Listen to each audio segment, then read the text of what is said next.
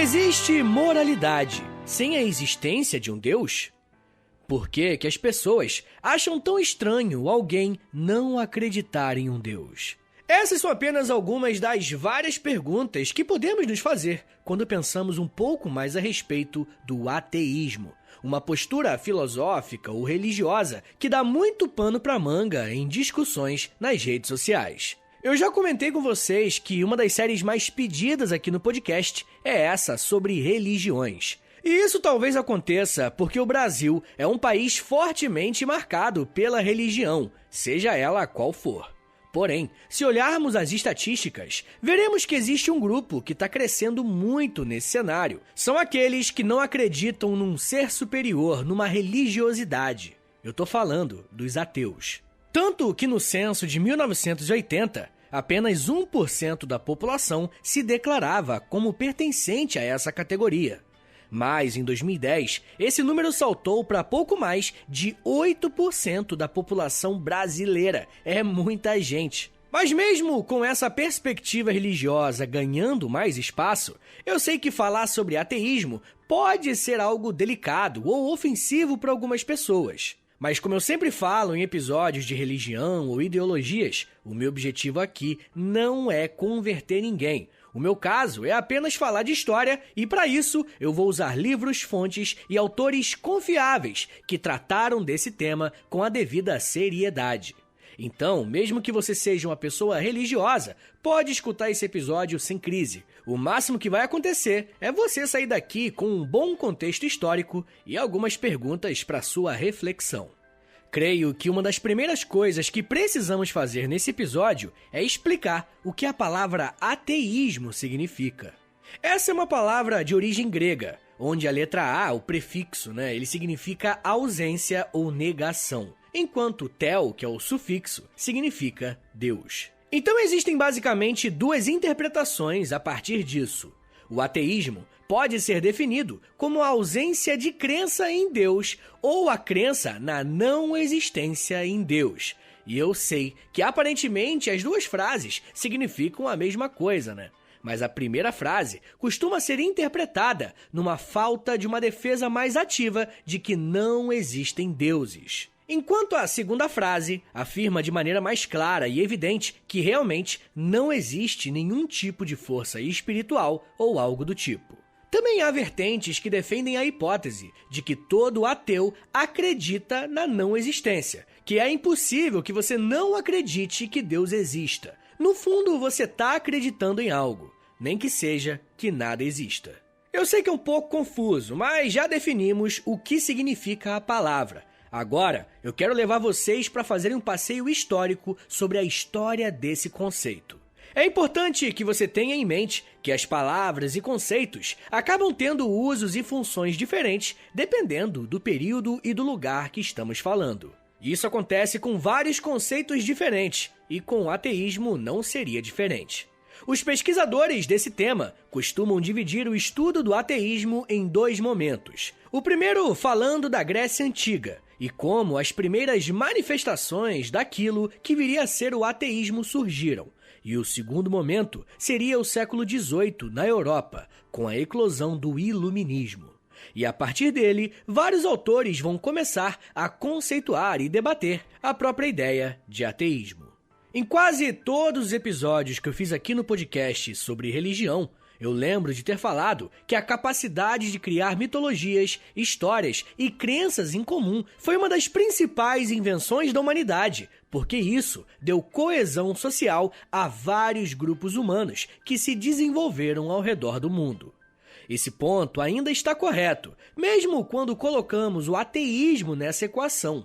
Mas pensar sobre a não existência de Deus ou de deuses nos coloca de frente a um questionamento muito interessante, que quem faz é o historiador francês que estuda o ateísmo, chamado Georges Minoir.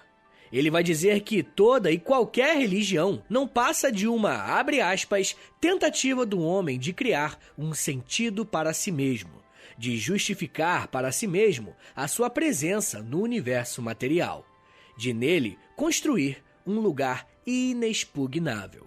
Fecha aspas. Se você parar para pensar, praticamente todas as religiões e mitologias partem da ideia de que um tipo de divindade criou o mundo para os homens viverem. Ou seja, a partir da perspectiva de Minoá, todo esse conjunto de crenças foi feito para nos dar algum tipo de propósito maior e uma sensação de que somos amparados por deuses.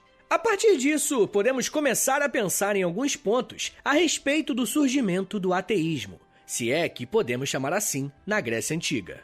Eu imagino que nesse momento você deve estar pensando, pô Vitão, como que pode ter existido algo como uma crença que Deus não existe em uma sociedade que criou uma das principais mitologias que influenciou tantas outras culturas? Rapaziada, temos que lembrar daquele episódio sobre mitologia grega. Basicamente, tá aí no feed, depois você ouve lá, mas nesse episódio eu falo que o mundo não foi criado pelos deuses. Os gregos não acreditavam em uma criação do mundo. Para eles, os deuses existiam e poderiam interferir na vida humana, mas não foram eles os criadores do mundo e do universo.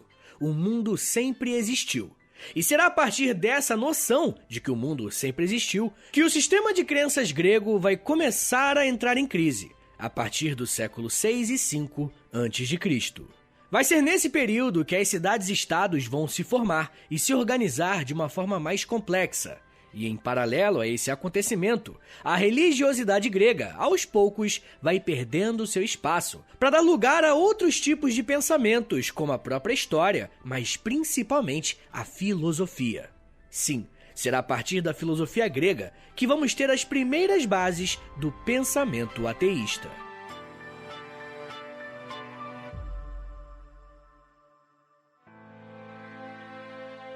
De todas as correntes filosóficas surgidas na Grécia Antiga, talvez a mais importante para o episódio de hoje seja a filosofia pré-socrática.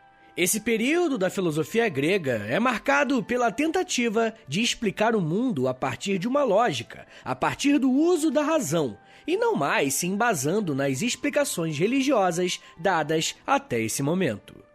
Molecada, temos que lembrar que a mitologia grega era bastante eficiente em explicar diversos elementos do mundo, desde explicar a chuva, emoções ou até mesmo coisas mais mundanas como o sono, que no caso eles atribuem a Morfeu, o deus do sono. E a partir dessa explicação lógica para o funcionamento do mundo, os filósofos gregos pré-socráticos vão ser os primeiros a formularem pensamentos materialistas, ou seja, esquemas de pensamentos que não vão usar nenhum tipo de elemento espiritual, mágico ou místico. Para uma sociedade fortemente marcada em uma relação próxima com as divindades, isso era uma grande mudança de mentalidade e na forma de agir. Mesmo que não exista nenhum registro fiel sobre o que pensava esse filósofo, uma das primeiras pessoas a serem consideradas ateias pertencia a esse período pré-socrático da Grécia. Eu tô falando de Diágoras de Melos. Diágoras provavelmente recebeu essa fama, não por ter escrito um livro ou um tratado, mas existe uma lenda que diz que ele foi até uma estátua de Hércules feita de madeira e tirou algumas lascas para fazer uma pequena fogueira para esquentar o seu prato de lentilha. E pode até parecer uma história simples e até meio bobinha, mas mostraria como Diágoras tinha não só um desrespeito por essa divindade, como principalmente demonstrava uma grande indiferença a Hércules. Bom, mas a relação do ateísmo com o período pré-socrático não está apenas na formulação de ideias baseadas na lógica ou em filósofos que atentam contra uma estátua de divindades. Existiram pessoas que foram mais explícitas em falar que não acreditavam na existência dos deuses, que geralmente eram venerados e adorados. Epicuro, que viveu entre 341 a 270 a.C., questionou a ideia de que a alma humana fosse imortal. Para ele, nossa alma é puramente material e mortal, ou seja, morreu, acabou, não tem nada em seguida. E a partir desse pensamento, criou-se a ideia de que se deuses existiam, eles não estavam preocupados com os seres humanos. Quem concordou com isso foi Lucrécio, dizendo que se existissem deuses, eles estariam completamente despreocupados com a humanidade. E por isso, eram incapazes de fazer qualquer coisa para afetar o mundo natural. Por esse motivo, a humanidade não deveria ter medo daquilo que é sobrenatural, tá ligado? Essa corrente de pensamento, na era moderna, vai ser mais enquadrada no que conhecemos como agnosticismo, que é diferente do ateísmo porque não chega a afirmar categoricamente que Deus não existe. Só diz que não é possível chegar a essa conclusão. Eu até poderia abrir um parênteses aqui agora e falar que é possível ser ateu e agnóstico ao mesmo tempo. Existe uma discussão mais contemporânea sobre esses termos, mas eu acho que não é a intenção aqui do episódio. O ponto aqui é mostrar que desde a Grécia Antiga surgiram filósofos que começaram a colocar em xeque a existência de um Deus. E mesmo se existisse, ele ou eles não teriam a menor influência na vida material. Para nós isso pode até parecer algo mais óbvio, né? Porque já vivemos em uma sociedade que meio que aceitou esse tipo de ideia. Mas para um mundo mergulhado numa religiosidade quase que generalizada, esse tipo de pensamento era novidade e, em alguns casos, poderia ser perigoso. O professor Ricardo Russell dá uma dica bem importante em relação a isso. Ele diz o seguinte, abre aspas, os pensadores pré-socráticos não são necessariamente pensadores ateístas, mas o pensamento desenvolvido por eles abre a possibilidade de se fazer um questionamento em relação a isso. Fecha aspas. Essa fala do professor Ricardo é bem importante. Além disso, grava esse nome, caso você queira pesquisar um pouco mais sobre a história do ateísmo, porque ele é um dos poucos pesquisadores brasileiros que faz esse tipo de pesquisa dentro da Universidade Pública Brasileira. Fica a dica. A história do ateísmo a partir da Grécia Antiga passa por um segundo momento, mas agora baseado na figura de Platão. Você provavelmente já aprendeu um pouco sobre Platão lá na escola, quando estudou sobre o mito da caverna. Então, além desse papo, Platão vai ser importante porque vai ser um dos desenvolvedores de um sistema filosófico chamado Doutrina do Mundo das Ideias. Para Platão, existem duas realidades. A primeira realidade é aquela em que nós seres humanos vivemos, ou seja, esse mundo material e natural. Só que nessa nossa realidade, o mundo é imperfeito, cheio de problemas, doenças, crises, etc. Mas Platão vai dizer que existe ainda uma segunda realidade, que é o mundo das ideias. Nesse segundo plano, a existência é perfeita. Nesse plano é possível conhecer a essência de todas as coisas. Platão ainda vai dizer que toda a noção de justiça, de verdade e de moral partem desse mundo das ideias. O mundo dos seres humanos seria como se fosse uma representação imperfeita e quebrada desse mundo que é perfeito. Certo, mas o que esse papo tem a ver com ateísmo? Bom, quando filósofos materialistas se depararem com esse pensamento de Platão, por não acreditarem nesse mundo das ideias e somente no mundo material e natural, a filosofia de Platão vai ser usada ainda mais para reforçar aquela ideia de que uma pessoa ateia, uma pessoa que não acredita apenas no mundo material, está impedida de acessar a bondade e a justiça. E ela vai começar a ser vista como uma ameaça social. Esse tipo de visão relacionada aos ateus existe até hoje em dia, né? Você já deve ter visto alguém falando, se você não acredita em Deus, como que você pode praticar boas ações? Pra quê? Esse tipo de falácia tá ligado a essa interpretação da filosofia de Platão. Não tenham dúvidas de que esse tipo de mentalidade já foi reforçado por diversas sociedades e até por algumas religiões para criar esse estigma em relação aos ateus ao longo da história. Rapaziada, a gente ainda tem muito para falar sobre desde os primeiros ateus até o desenvolvimento de uma teoria mais elaborada, e eu quero te explicar bem como que isso se construiu. Mas me dá um minutinho aí, tá, gente, que daqui a pouco a gente volta e eu falo um pouco mais sobre igreja, perseguição, teoria e redes sociais. Pois é, segura aí que é um minutinho só.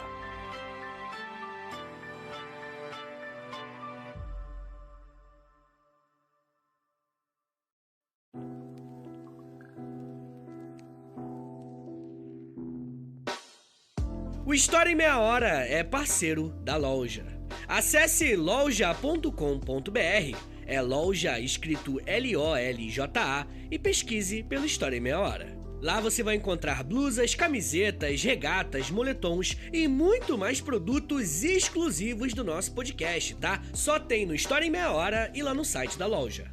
Tem uma blusa que é uma mistura do Lampião com a Kira, tem uma que é da Cadela Laika, tem uma que é o Street Fighter, só que com figuras históricas do Brasil. Gente, tem muita coisa irada por lá. Lembrando, é claro, que quando você compra um produto na loja, além de você ficar todo bonitão ou bonitona, você ajuda o História em Meia Hora a continuar de pé. Então, obrigado. Acesse agora loja.com.br e pesquise por História em Meia Hora. loja.com.br e digita na busca História em Meia Hora. Valeu, gente! This episode is brought to you by Peacock. The new Peacock original documentary, Matthew Perry, a Hollywood tragedy, dives deep into the beloved actor's rise to fame and his tragic death. 5 people, including Perry's personal assistant, 2 medical doctors, and an alleged Hollywood drug dealer known as the Ketamine Queen, were charged with conspiracy to illegally provide Perry with the ketamine. Explore the details of the case in this heartbreaking special, streaming now only on Peacock.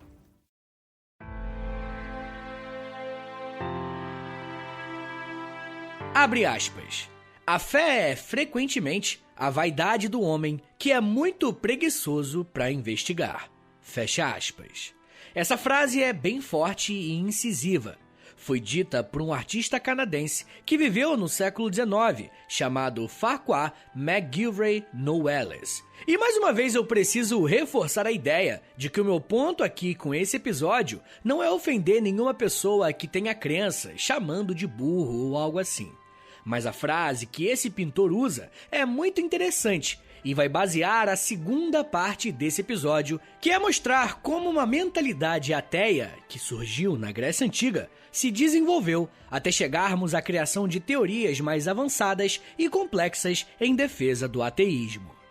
Como vimos, a filosofia pré-socrática abriu uma porta importante para o questionamento a respeito da existência ou não de divindades. Bom, mas quando se estuda história, sabe que a questão religiosa está presente em praticamente todos os assuntos analisados. O próprio tempo é organizado a partir de uma questão religiosa. Afinal, ainda falamos que algo aconteceu antes ou depois de Cristo, uma figura religiosa. A influência da Igreja Católica e do cristianismo, pensando principalmente no Ocidente, é gigantesca. Só que um erro que não podemos cometer é achar que todas as pessoas que viveram o desenvolvimento dessa ou de outras religiões acreditavam na existência de Deus. O ponto que eu quero defender a partir daqui é que mesmo com a consolidação do cristianismo e do islamismo como as crenças predominantes de boa parte do mundo, ainda existiram muitas pessoas que não acreditavam em Deus. O historiador Georges Minoir, que eu já citei por aqui, vai dizer que o materialismo ao longo da história antiga e da Idade Média não vai conseguir dar uma consistência teórica para as pessoas que, porventura, acreditavam nisso. E isso vai resultar em um ateísmo mais prático e individual do que teórico e organizado. Ou seja, ao longo da história, existiram pessoas que não necessariamente acreditavam nos deuses que as suas sociedades costumavam cultuar, mas como faltava um embasamento teórico, esses indivíduos não conseguiram formar grupos e redes de apoio para fazer com que esse ceticismo crescesse. É claro que quando estamos falando de uma religião como o cristianismo, que se espalhou pela Europa, essa forma de vivenciar o divino também vai influenciar a forma que as pessoas se relacionam em grupo. E muitas vezes, os indivíduos ateus, ou que simplesmente não creem em algo, se veem obrigados a se adaptarem às maiorias. Mas isso vai começar a mudar a partir do desenvolvimento do que chamamos de modernidade, a partir do século XVI. Um dos primeiros fatores que vai contribuir para a mudança de mentalidade de forma geral, mas que vai contribuir para o desenvolvimento do ateísmo, será o Renascimento. Eu tenho um episódio aqui no feed do História em Meia Hora, só que é o primeiro episódio do podcast sobre Renascimento. Então, se você quiser ouvir lá, tá convidado. Mas eu acho que o episódio tá merecendo uma renovação. Se você concorda comigo, se você quer um novo episódio sobre Renascimento, deixa um comentário na última foto do Instagram, do História em Meia Hora, que aí eu vejo que vocês estão afim e aí eu acelero um pouco para produzir, tá bom? Mas, gente, caso vocês não saibam do que se trata, o renascimento cultural na Europa pode ser entendido como um resgate de algumas ideias e princípios da antiguidade clássica, como a filosofia grega e o direito romano. Mas agora, para embasar uma nova mentalidade que estava começando a se formar. Nesse novo processo de pensamento e resgate histórico, até a figura do Deus cristão vai ser ressignificado. Enquanto em toda a Idade Média a sociedade estava baseada em um teocentrismo, ou seja, o divino estava no centro de todas as coisas, com o Renascimento, o ser humano passa a ter um papel maior de destaque e muitos vão chamar isso de humanismo. Tendo como ponto de partida o Renascimento italiano, havia uma clara tentativa de reavivar a antiguidade clássica através do conhecimento das belas letras, literatura, filosofia, principalmente platonismo e epicurismo, e a classificação do latim clássico como língua erudita. Trazer esses elementos de volta à cena cultural foi uma das causas das reformas religiosas, como a Reforma Protestante e a Contra-Reforma Católica. Depois desse período de transformação da Igreja no século XVI, percebeu-se que a sociedade não tinha mais tanta necessidade de ser guiada a partir de diretrizes religiosas. O que vamos ver surgir a partir do século XVI são alguns teóricos que vão afirmar mais uma vez que Deus pode até existir, mas ele não tem nenhuma influência nas ações humanas. Esse tipo de crença, na Era Moderna, ficou conhecida como deísmo e pode ser entendido como um passo dado em direção ao ateísmo como conhecemos hoje. Se você tiver em mente que a sociedade humana sempre foi guiada por algum tipo de religiosidade, você imagina que era necessário colocar alguma coisa no lugar. Ainda mais a Europa, que desde o início da Era Cristã foi regida por uma instituição tão forte e presente como a Igreja Católica. Então, seria necessário desenvolver algum tipo de elemento que pudesse dar mais respostas a essas novas perguntas que estavam sendo feitas. E é nesse momento que vamos ver a filosofia ganhar cada vez mais espaço dentro do cotidiano. E veremos uma nova fase do ateísmo. Agora, podendo se embasar em um corpo teórico mais organizado.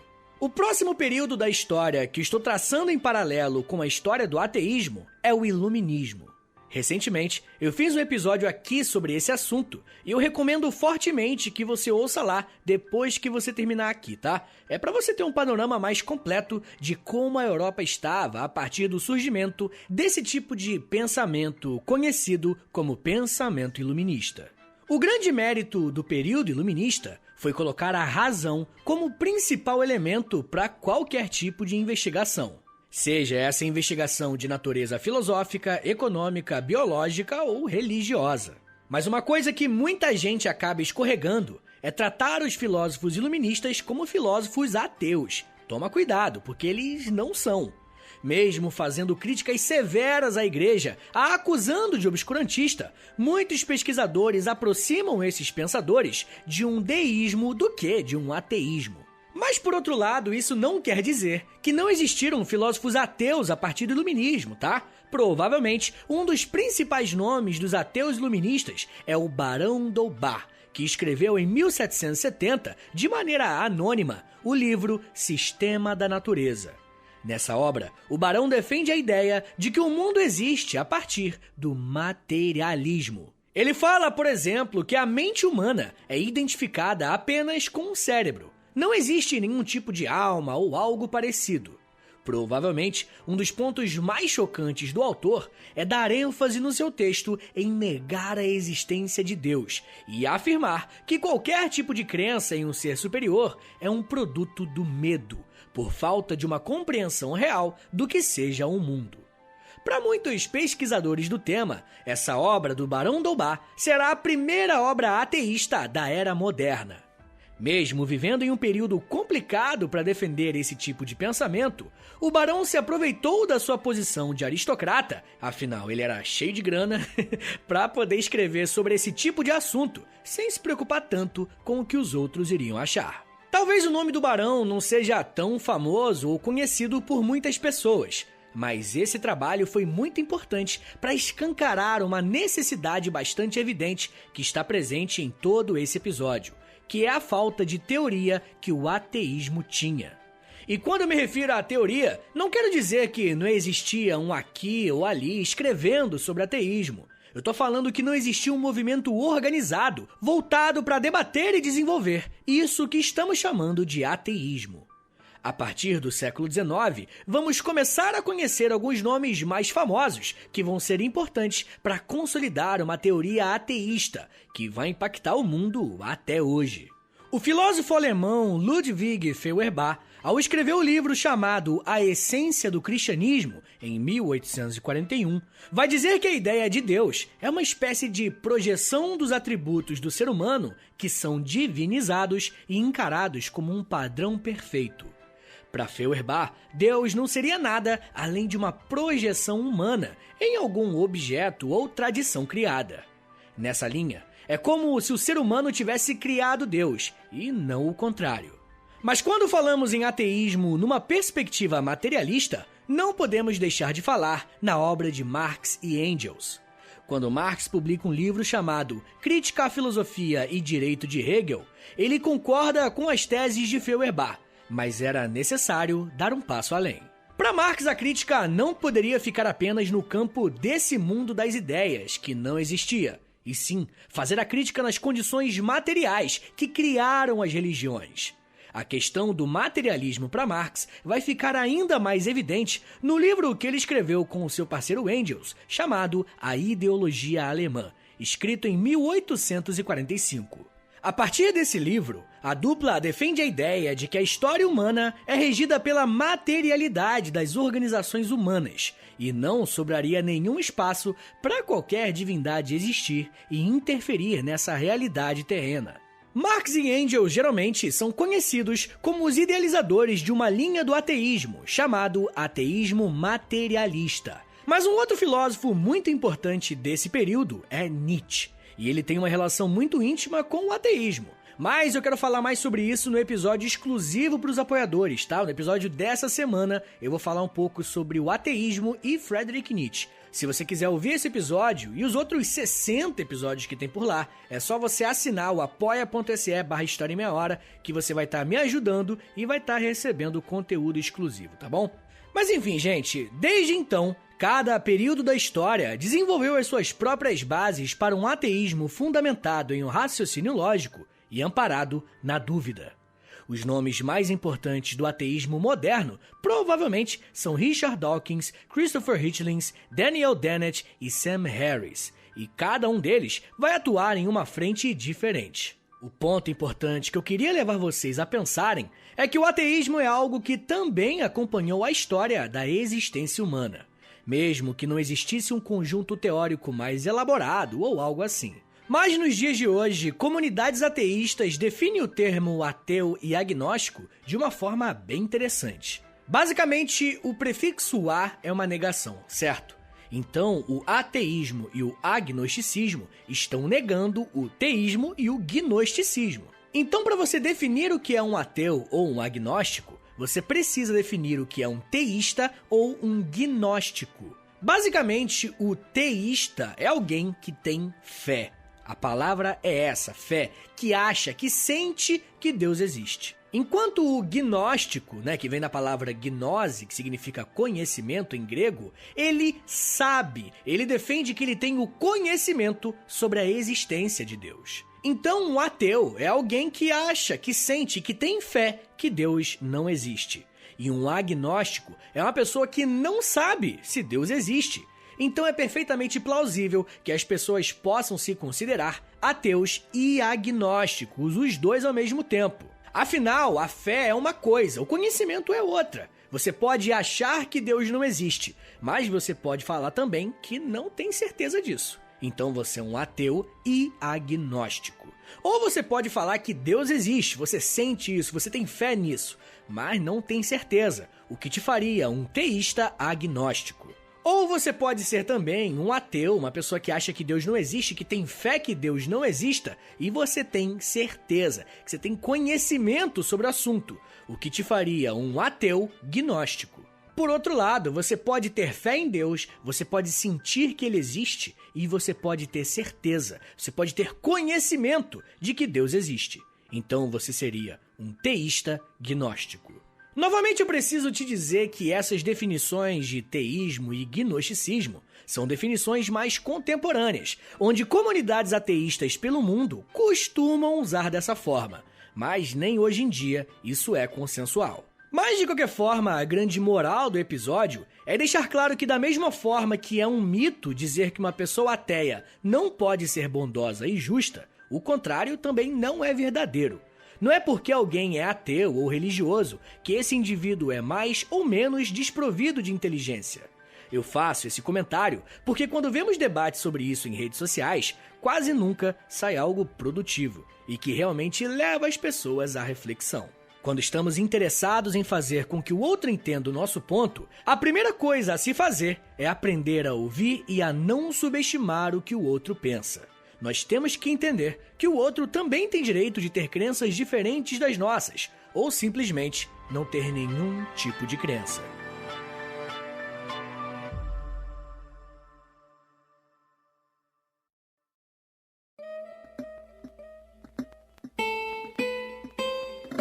Senhores, muito obrigado por terem vindo até aqui. Meu nome é Vitor Soares, eu sou professor de História e você acabou de ouvir o História em Meia Hora. Esse tema é bem legal, não é tão conhecido, né? Então compartilha com a rapaziada aí, por favor, me dá essa moral. Manda pra aquele teu amigo que você sabe que gosta de história, gosta de religião, essas coisas. Manda pra ele e fala, pô, podcast legal, ouve aí, você vai estar me ajudando muito. Ou se você quiser, você pode postar lá nos stories do Instagram, tá bom? Me marca lá no @História em Meia Hora ou no Twitter também. Me marca lá, @H30podcast. Se você gosta do História em Meia Hora, se você aprendeu alguma coisa e quer ajudar esse podcast a continuar de pé, dá uma passada lá no Apoia-se, beleza? É apoia.se/História em Meia Hora, que você vai ter um monte de conteúdo, tem Clube do Livro, tem conteúdo no Instagram, cara, tem muita coisa mesmo. Vai lá, se você quiser e puder me ajudar, sinta-se convidado. Pessoal, uma coisa importante, eu comecei a fazer TikTok. Pois é, muita gente não esperava ouvir essa frase, mas é isso mesmo. Eu tô fazendo todo dia um TikTokzinho sobre história, obviamente, lá no @Prof. Vitor Soares, mas eu tô fazendo no @Prof. Vitor Soares no Instagram também, tá? Eu tô postando lá no Reels e no TikTok, até no Quai eu tô postando, tá ligado? Tô postando tudo quanto é canto. Tem que atirar pra tudo quanto é lado, rapaz, não pode ter medo não. Aproveita e me segue no Twitter, lá no Instagram, no TikTok, tudo quanto é canto, com esse @ que é o Prof. Vitor Soares. Beleza, gente? Então é isso. Muito obrigado, um beijo, até semana que vem! E valeu!